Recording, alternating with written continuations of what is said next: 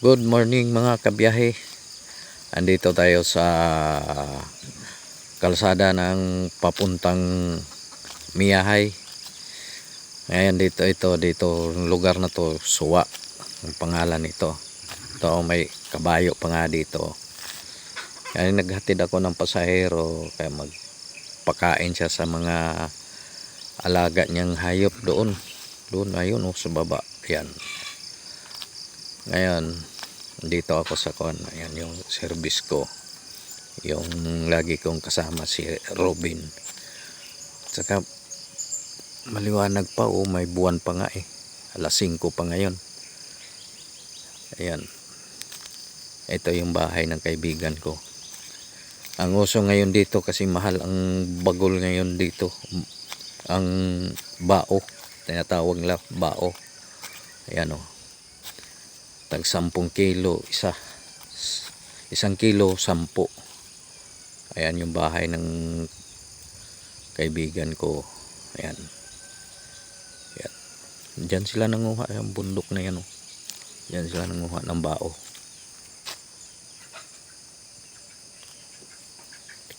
Mapuno din dito. Pinaantay kasi ako sa sa pasahero ko. Sabi niya antayin mo ako, magpakain lang daw siya sa mga hayop niya. Ayan ayan,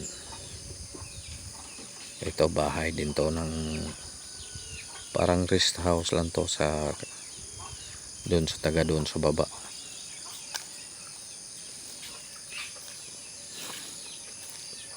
May tinatawag sila ditong yung kaso hindi pa nalinis nila, yung balon dyan sa baba, punti yung balon tapat dito daw sabi.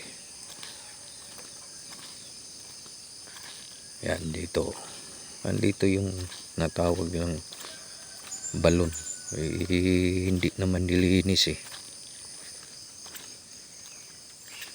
yan wala ang tubig dyan daw. Yan, mayroon pala kunting tubig. Yan, tingnan natin.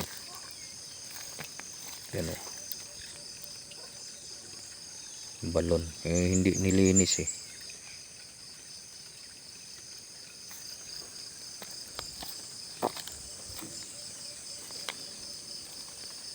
yun.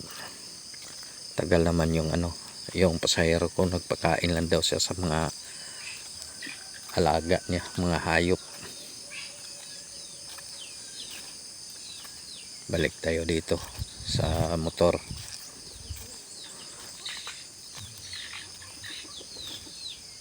Yan, motor ko, si Robin. Robin yung pangalan ko niyan kasi yung first owner niyan, Robin ang may-ari.